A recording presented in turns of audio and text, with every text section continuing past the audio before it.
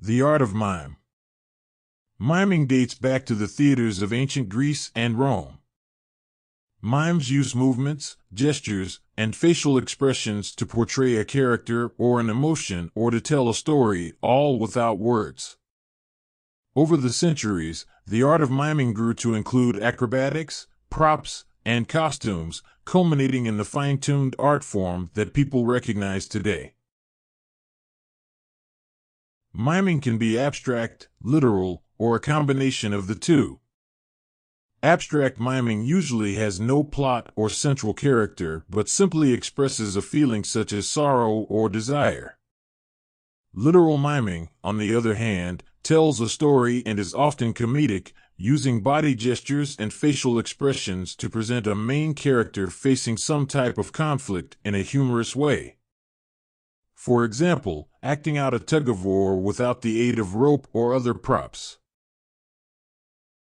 The 20th century style of miming reflects outside influences of the period, most notably silent films, in which actors relied on their ability to communicate thoughts and stories through facial expressions and exaggerated gestures.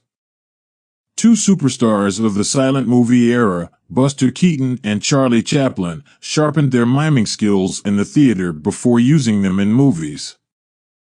Both were so successful that they have continued to influence mimes and other live performers long after their deaths. People still consider Chaplin a master of the miming technique, in particular, his tragicomic Little Tramp character, who so effectively portrays human frailty through physical comedy, also known as slapstick. Another 20th century influence on modern miming involves a renowned French mime and acting teacher named Etienne Decroux, who developed what was known as corporeal mime. This art form focused on the body, showing thought through movement, and became the prominent form of the modern mime era. In the 1930s, Decroux founded a mime school in Paris based on corporeal mime.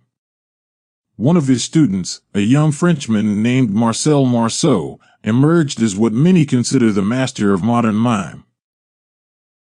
Marceau added his personal touch to the art of miming and presented it to the world for half a century on television and in theaters.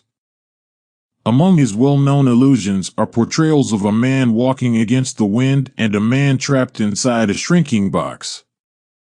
Marceau also created his own special character, Bip the Clown.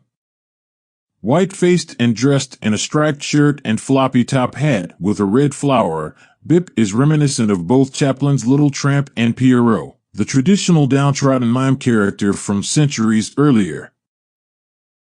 Miming is still taught in dance, drama, and acting schools worldwide, although it has changed considerably since the ancient Greek plays and even since the solo performances of Marceau. Group miming is now in fashion, and sounds, lighting, and other special effects are included to help create the desired atmosphere. Current examples include the U.S. dance troupe Pilobolus, which merges modern dance, acrobatics, gymnastics, and mime to create elaborate geometric shapes with their bodies, and the Canadian Cirque du Soleil, which uses lighting, spectacular costumes, and special effects to produce striking illusions.